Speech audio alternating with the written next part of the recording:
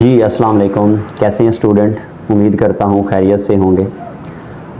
अच्छा बच्चों, काफ़ी हमारे टेस्ट होते रहते हैं बच्चों के, और उसका सिलेबस, किसी का कोई सिलेबस होता है, किसी का कोई सिलेबस होता है।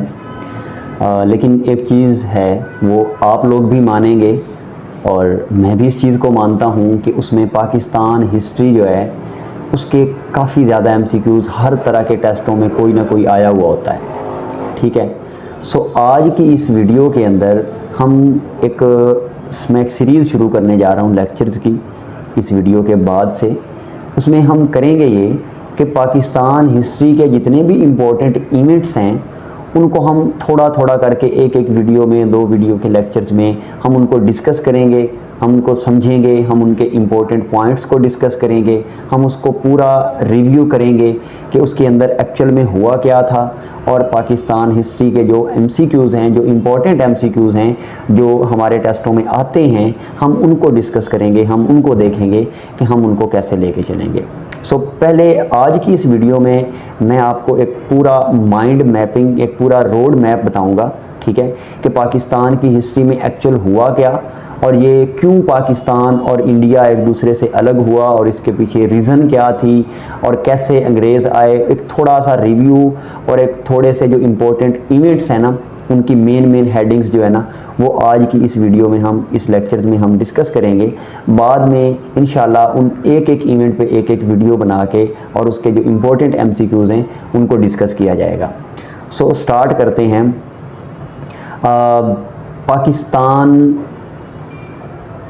जो इंडिया से अलग हुआ, एक्चुअल में यहाँ पे पहले बर्रे सगीर हुआ करता था। अब इस वर्ड पे फोकस करते हैं। बर्रे सगीर को इंग्लिश में बोलते हैं सब कॉन्टिनेंट। सब का मतलब होता है ब्रांच या पार्ट, ठीक है। कॉन्टिनेंट का मतलब होता है बर्रे आज़म, जिसको हम उर्दू में बोलते हैं। अब बर्रे सगीर को एक्चुअल में हम इसलिए सब कॉन्टिनेंट कहते हैं कि ये पूरा कॉन्टिनेंट तो नहीं है, लेकिन एक कॉन्टिनेंट की ब्रांच है, एक कॉन्टिनेंट का पोर्शन है, कॉन्टिनेंट का पार्ट है। अगर हम इसके उर्दू में डिस्कस करें बर्रे सगीर, तो वर्ड बर का मतलब होता है खुश्की, ठीक है, खुश्क इलाका, और सगीर का मतलब होता है छोटा। अब अगर हम उर्दू में इसको डिफाइन करें तो बर्रे सगीर का मतलब है कि खुश्की का एक छोटा सा हिस्सा, खुश्की का एक छोटा सा इलाका। अब चूंकि ये बर्रे सगीर वो इलाका था जहाँ पे ज़्यादातर खुश्की थी, ज़्यादातर खुश्क इलाका था, दरिया और समंदर बहुत कम थे, ठीक है, एक ही समंदर है इसको, बहेरा अरब, बाकी कोई और समंदर नहीं है, तो इसलिए इसको बोला जाता था बर्रे सगीर। अब बर्रे सगीर में सबसे पहली दफ़ा जो इस्लाम यहाँ पे आया तो सिंध में मोहम्मद बिन कासिम ने 712 में पहली फतह की और इस्लामी परचम को यहाँ पर लहराया। इट्स मीन के यहाँ पे इस्लाम की आमद हो रही है 712 में। 712 में सिंध में मोहम्मद बिन कासिम ने इस्लामी परचम को यहाँ पे लहराया और इलाके फ़तह किए। अच्छा, अब बात करते हैं यहाँ पे जो सबसे पहला बर्रे सगीर में जो पहला मुसलमान हुआ था उस शख्स के बारे में। उसका नाम था रतन हिंदी। वो हुजूर पाक सल्लल्लाहु अलैहि वसल्लम के दौर की बात है, तो उनसे वो मुसलमान हुआ था, ठीक है, और उसका नाम था रतन हिंदी। इसके बारे में भी डिफरेंट कॉम्पिटिटिव एग्जाम्स में क्वेश्चन आ जाता है। अब जी आगे बढ़ते हैं हम। इस्लाम यहाँ पे आया, ठीक है, इस्लामी हुकूमत कायम हुई, मुसलमानों की तादाद यहाँ पे बढ़ने लगी और मुसलमानों ने यहाँ पे हुकूमत स्टार्ट की। तकरीबन लगभग 1000 साल मुसलमानों ने बर्रे सगीर पे हुकूमत की, जिसमें बाकी जितनी भी कौमें थीं वो मुसलमानों से महकूम थी, मतलब मुसलमान हाकिम थे और वो उनसे महकूम थी, वो उनकी हाकमियत में थी, वो उनकी ग़ुलाम थी, दूसरे लफ्ज़ों में कह लें आप, ठीक है। अच्छा, अब सबसे पहले 1400 में अंग्रेज़ यहाँ पे आता है और जो पहला अंग्रेज़ यहाँ पे आया उसका नाम था जी वास्को डे गामा, ठीक है। वो उसने अपना ये बहरी रास्ता दरियाफ्त किया इंडिया तक आने का, बर्रे सगीर तक आने का, और वो सबसे पहले यहाँ पे आया। जब वो यहाँ पे आया तो उसने देखा कि यहाँ की दुनिया और यहाँ का माहौल बहुत डिफरेंट है एज़ कम्पेयर टू वहाँ के जहाँ से वो आया था। ठीक है, मतलब यहाँ टोटली अयाशी का माहौल था, टोटली यहाँ पे बादशाहत का निज़ाम था और अयाशी और सब कुछ, और तरह तरह के, मतलब कोई एक प्रॉपर निज़ाम नहीं था। बादशाह का जो दिल में आता, जिसको चाहे सज़ा दे, जिसको चाहे जज़ा दे, जिसको छोड़े वो उसकी मर्ज़ी है, प्रॉपर कोई लॉ नहीं है, कोई कानून नहीं है। ठीक है, तो उसने आके यहाँ पे जब देखा और उसने तिजारत की, यहाँ पे जब उसने तिजारत की तो उसको अच्छी खासी अर्निंग हुई। जब उसको अर्निंग होने लगी तो उसने कहा कि ये तो बहुत अच्छा काम है, तो उसने आहिस्ता आहिस्ता अपने दूसरे साथियों को यहाँ पे तिजारत के लिए बुलाना शुरू कर दिया। अब काफ़ी अंग्रेज़ यहाँ पे आए और तिजारत करने लग गए और आहिस्ता आहिस्ता उन्होंने यहाँ पे अपना इजारादारी शुरू कर दी, अपने आप को फैलाना शुरू कर दिया डिफरेंट एरियाज़ में तिजारत की गर्ज से। लेकिन जब उन्होंने देखा कि बादशाह तो कोई फ़र्क ही नहीं पड़ रहा, मतलब कोई उसी तरह का अयाशी का निज़ाम है, बादशाह चेंज भी हो रहे हैं तो वो भी वही सिलसिला है, वो अपनी शेर व शायरी और इन सिलसिलों में, या फिर वो कोई बादशाह अगर आता है तो उसको तामीरात में का बड़ा शौक़ है, कोई आता है उसको शिकार का शौक़ है, मतलब वो अपने अपने शौक़ में, उनको कोई रियाया का ख्याल नहीं है, कोई इस तरह का सिलसिला नहीं है। उन्होंने अपने यहाँ पे कदम मजबूत किए और 1700 में यहाँ पे ईस्ट इंडिया कंपनी के नाम से एक कंपनी स्टार्ट की, जिसका गर्ज था, जिसका जो उनका मतलब था बनाने का, वो था जी कि वहाँ पे हम लोग तिजारत करने गए। तिजारत के लिए उन्होंने एक कंपनी स्टार्ट की, वहाँ से सामान आता और उसको वो यहाँ पे सेल करते, यहाँ से कोई सामान ले जाके अपने मुल्क में, इंग्लैंड में सेल करते थे। अब ये सिलसिला चलता रहा। जब ईस्ट इंडिया कंपनी क़याम हुआ तो उस टाइम अंग्रेज़ों ने आहिस्ता आहिस्ता अपने आप को और स्ट्रॉन्ग करना शुरू कर दिया और उसकी डिफरेंट ब्रांचेस बर्रे सगीर के डिफरेंट एरियाज़ में खोलनी शुरू कर दी, और अंग्रेज़ इस तरह से आहिस्ता आहिस्ता पूरे बर्रे सगीर में फैलना शुरू हो गए। अच्छा, अब फिर उन्होंने क्या किया, फिर उन्होंने जी जब फैलना शुरू हुए तो उन्होंने आहिस्ता आहिस्ता करके ना मुख्तलिफ़ इलाक़ों पे कब्ज़े करना शुरू कर दिए, मुख्तलिफ़ इलाक़ों पे अपने कदम जमा के अपनी हुक्मरानी शुरू कर दी। अब उस टाइम के जो बादशाह थे उनके पास लोग गए, उन्होंने कहा कि जी बादशाह सलामत, ये तो अंग्रेज़ आए हैं तिजारत के लिए और यहाँ पे वो कब्ज़ा कर रहे हैं। अब उन्होंने कब्ज़ा कैसे किया, वो जो मशहूर हाकिम और रूलर थे ना, उनको उन्होंने ख़रीदना शुरू कर दिया। उनको वो फ़ायदे देते थे, उनको वो तिजारत के लिए, तिजारत में फ़ायदा देते थे, और वो उसके बदले में उनको वो फुली सपोर्ट करते थे कि वो जो चाहे मर्ज़ी करें इधर। ठीक है, इस तरह उन्होंने रूलिंग स्टार्ट की यहाँ पे।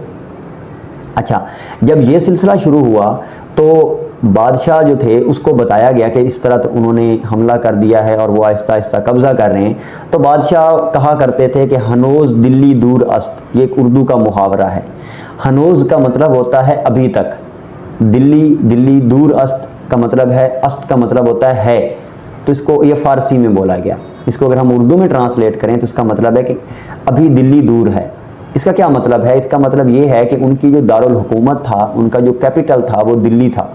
वो कहता है कि अभी तो वो अंग्रेज़ उधर हैं, अभी यहाँ पे आएंगे तो देख लेंगे उनको, अभी दिल्ली बहुत दूर है, जब दिल्ली तक आएंगे उनको देख लेंगे। मतलब वो इतना आयाश परस्त और इतना वो अपनी गफलत में डूबा हुआ और इतना वो लेज़ी इंसान था कि उसको कोई फ़र्क ही नहीं पड़ रहा था। वो यही कह रहा था कि जब अंग्रेज़ इधर आएंगे उनको देख लेंगे। ठीक है, अच्छा, अब जी ये सिलसिला बढ़ता गया, अंग्रेज़ों ने आहिस्ता आहिस्ता अपने कदम जमाने शुरू कर दिए और रूलिंग स्टार्ट कर दी, और देखते ही देखते उन्होंने तकरीबन पूरे बर्रे सगीर के ऊपर जो मेन एरियाज़ थे उनके ऊपर अपने कदम जमा लिए, और नाम उन्होंने रखा उसी ईस्ट इंडिया कंपनी का ही। ईस्ट इंडिया कंपनी के नाम से ही वो तिजारत कर रहे हैं, लेकिन उन्होंने अपने वो जो रूलर्स थे उनको ख़रीद के अपनी मनमानी कर रहे हैं। अब उसका फ़ायदा क्या हो रहा है, अब उनको फ़ायदा ये हो रहा है कि वो यहाँ से जो हमारा मिनरल्स थे, जो हमारी ज़ेरे ज़मीन ख़जाने थे, जो ज़ेरे ज़मीन आयल था, वो इसको यहाँ से लेके जाते, अपने यूरोप में भेजते और वहाँ से रिफ़ाइनिंग के प्रोसेस से गुजार के उसको वापस ला के यहाँ पे महंगे दामों में बेचते थे। अब यहाँ से वो लेके जा रहे हैं, ऐसे समझ लें कि फ्री लेके जा रहे हैं, कोई 1-2 रुपया उस टाइम का, उससे भी कम, वो इस हिसाब से उसको लेके जा रहे हैं। हम बात कर लेते हैं कपास की, अगर वो कपास को यहाँ पे 1 रुपया किलो के हिसाब से लेके जा रहे हैं ना, और वहाँ पे रिफाइनिंग के प्रोसेस से गुजार के उसका कपड़ा बना के दोबारा जब वापस लेके आते हैं तो उसको डबल दामों बेच रहे हैं। अब उसका नुकसान होना शुरू हो गया यहाँ के लोगों को भी और आवाम को भी और यहाँ के कारोबारी हजरात को भी, ठीक है। तो अंग्रेज़ों के इस चाल के ख़िलाफ़ जब बादशाह ने कोई अपना निज़ाम ना लिया, कोई अपना एक्शन ना लिया, तो बर्रे सगीर की आवाम ने मिल के फ़ैसला किया कि हम इसका इंतकाम लेंगे, हम इसका बदला लेंगे, ठीक है। अब उन्होंने क्या किया, अब उन्होंने मिल के अंग्रेज़ों के ख़िलाफ़ जंग लड़ने का फ़ैसला किया। अब ये कोई जंग प्रॉपर जंग नहीं थी, इसके कोई डिफरेंट काजेज़ बताए जाते हैं। उनमें एक मेन काज ये है कि जब ईस्ट इंडिया कंपनी ने यहाँ पे अपनी रूलिंग स्टार्ट की तो उन्होंने अपने फ़ौजी यहाँ पे बुलाए, अपनी एडमिनिस्ट्रेशन यहाँ पे बुलाई, सारा कुछ यहाँ पे बुलाया और वो उन्होंने अपनी यहाँ पे हुकूमत स्टार्ट की।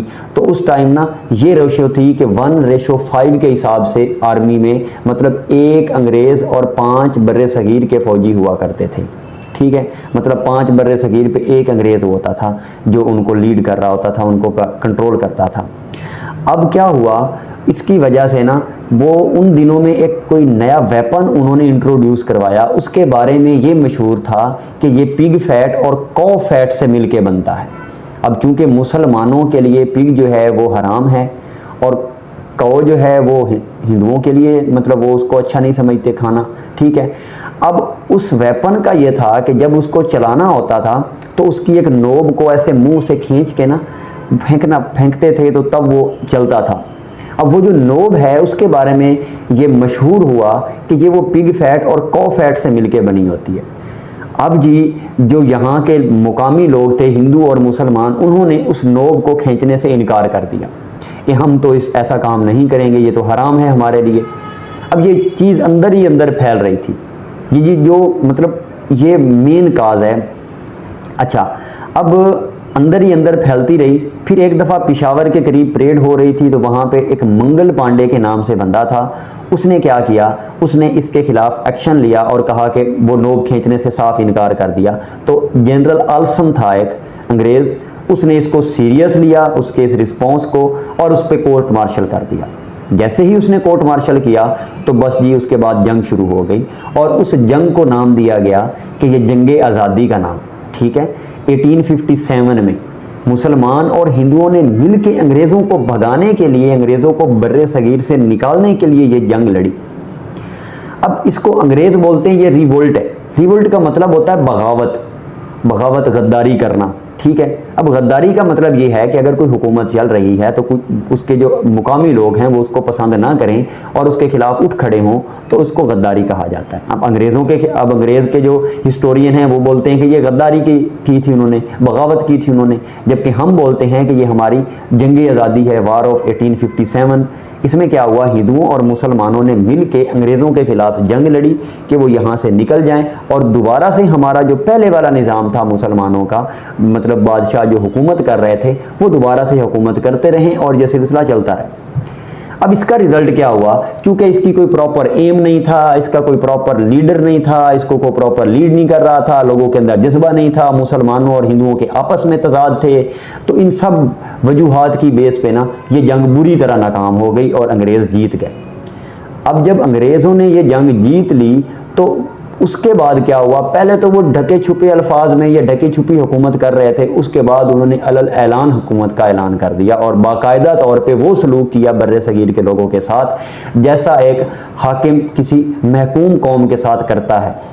अब हिंदू जो था वो बड़ा चालाक था। हिंदुओं ने क्या किया, हिंदुओं ने इस तमाम तर जंग का जिम्मेदार मुसलमानों को ठहराया और ख़ुद अंग्रेज़ों के साथ मिल गए और कहा कि हमारा तो कोई कसूर ही नहीं है, हमें तो हिंदुओं ने कहा कि मुसलमानों ने कहा कि आप जंग लड़े, क्योंकि मुसलमानों की हुकूमत आप लोगों ने छीनी थी तो वो अपना बदला लेना चाहते थे। अंग्रेज़ भी इस बात को मानने पे तैयार हो गया कि ये वाकई ही मुसलमान कर सकते हैं, क्योंकि हिंदू तो पहले भी गुलाम थे मुसलमानों की हुकूमत में, हमारी हुकूमत में भी गुलाम है, इनको तो कोई फ़र्क नहीं पड़ा, फ़र्क पड़ा है तो मुसलमानों को पड़ा है। तो ये जंग का जो सारी कारसाज़ी है ये मुसलमानों की है।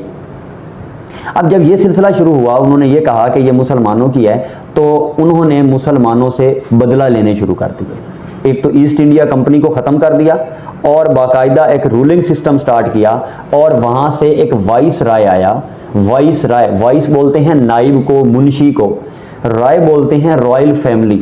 रॉयल फैमिली जो मतलब इंग्लैंड की रॉयल फैमिली थी, वहाँ से एक नाइब आया और उसने बर्रे सगीर की हुकूमत को कंट्रोल करना शुरू किया।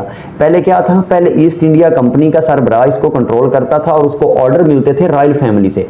अब क्या हुआ, अब रॉयल फैमिली ने खुद अपना बंदा भेज दिया जो यहाँ पे हुकूमत को कंट्रोल कर रहा था। अच्छा, अब उसने क्या किया, मुसलमानों पे जुल्म सितम के पहाड़ तोड़े, हर तरह का जुल्म जबर मुसलमानों पे किया। अंग्रेज़ों को तरह तरह की हिंदुओं को तरह तरह की मिरायात मिली, तरह तरह की रियायतें मिली, फैसिलिटेशन मिली।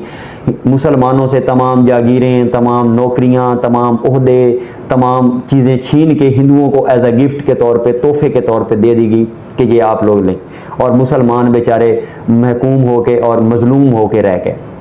अब इसकी वजह से सर सैयद अहमद खान कहते हैं कि उन दिनों में उनका एक ये कॉल बड़ा मशहूर हुआ था कि कोई बला आसमान से ऐसी नहीं उतरी जो ज़मीन पे आए और ज़मीन पे आने के बाद उसने किसी मुसलमान का घर ना ढूंढा हो। मतलब जो भी आफत आती थी पहले मुसलमान पे गिरती थी। क्यों? क्योंकि मुसलमानों को जंग का जिम्मेदार ठहराया गया था, और उसके बाद उन्होंने मुसलमानों को सरेआम फांसियां दी, तोप के आगे बांध के उन्होंने जिंदा जलाया उनको, मतलब वो तोप का गोला फटा देते थे। उसके अलावा जिंदा जलाना, और फिर सूअर की जो पिग की चर्बी है, खाल है, उसमें मुसलमानों को बांध के और उनको जलाया जाता था, जिंदा जलाया जाता था। इस तरह उन्होंने बदले लिए अपने। ठीक है। अच्छा, अब मुसलमान जो थे वो इस चीज़ को लेके बड़े परेशान हुए कि भाई ये चीज़ तो बड़ी ख़तरनाक है। ठीक है, अब ये तो हिंदू भी उधर शामिल हो गए हैं और हम भी कुछ नहीं कर पा रहे। फिर क्या हुआ, अब फिर ये फैसला हुआ कि किसी तरह से अंग्रेज़ों को यहाँ से निकाला जाए और अपनी हुकूमत को बहाल किया जाए। ठीक है। अब इस मकसद के लिए सन 1886 के अंदर कांग्रेस, ऑल इंडिया कांग्रेस का क़याम रखा गया। ऑल इंडिया कांग्रेस को बनाया गया किस मकसद के लिए, कि अंग्रेज़ों को यहाँ से निकाला जाए और फिर अपनी हुकूमत यहाँ पे कायम की जाए, जिसमें कायदे आज़म भी शामिल हुए। इस वजह से शामिल हुए, वो समझते थे कि ये पूरे इंडिया के जितनी भी लोग हैं उन सब के लिए ये पार्टी बनी है, और इस पार्टी का पर्पस है कि वो अंग्रेज़ों को यहाँ से निकालेंगे और यहाँ पे हुकूमत अपनी हम ज़ाती हुकूमत कायम करेंगे। लेकिन जब वहाँ आप शामिल हुए, आपने उनके साथ काम किया, तो आपको पता लगा कि ये पार्टी है जो है वो चाहती है कि अंग्रेज़ों के जाने के बाद सिर्फ़ और सिर्फ हिंदुओं की हुकूमत यहाँ पे कायम हो, मुसलमानों को यहाँ से कुछ नहीं मिलने वाला। ठीक है। इस वजह से वो कांग्रेस से थोड़े से खट्टे हो गए, और फिर जब मुसलमानों को इस बात का अंदाज़ा हुआ कि भाई ये कांग्रेस तो वाकई ही हिंदुओं के लिए है, मुसलमान तो बेचारे उसी तरह से मजलूम हैं, उन्होंने क्या किया, उन्होंने 1906 के अंदर दो भाई थे, नवाब वकारुल मुल्क और नवाब मोहसिनुल मुल्क, उन दोनों ने मिलके अपनी एक पार्टी का क़याम रखा और उसका नाम रखा all India Muslim league. All India Muslim league का पर्पस जो था, मकसद जो था, वो ये था कि ये मुसलमानों की एक नुमाइंदा जमात थी जो मुसलमानों के हक़ के लिए अंग्रेज़ों के ख़िलाफ़ लड़ेगी, और अगर अंग्रेज़ यहाँ से जाते हैं, ठीक है, तो मुसलमान यहाँ पे हुकूमत करेंगे। क्यों? उसकी दो रीज़न है। अब अंग्रेज़ ने तो ऐलान कर दिया था कि हम लोग 1948 को यहाँ से चले जाएंगे। ठीक है। अब ये दोनों कौमें आपस में लड़ रही हैं। हिंदू कहते हैं क्योंकि हम ज़्यादा हैं, हम अक्सरियत में हैं, हमें हुकूमत मिलनी चाहिए, हम असल हुकूमत के हकदार हैं। मुसलमान कहता है कि नहीं, जब अंग्रेज़ आए थे तो उन्होंने हुकूमत हमसे छीनी थी, सो हुकूमत हमें दी जाए, हिंदुओं को ना दी जाए। ठीक है। तो इस बात पे इन दोनों का झगड़ा था। खैर, जब कायदे आज़म को पता लगा कि ये सारी जो चक्करबाजी है वो सिर्फ कांग्रेस अपने लिए कर रही है, इसमें मुसलमानों को कुछ नहीं मिलने वाला, तो उन्होंने क्या किया, 1913 के अंदर उन्होंने ऑल इंडिया मुस्लिम लीग को ज्वाइन किया और 1917 या 18 में वो इसके प्रेसिडेंट बन गए।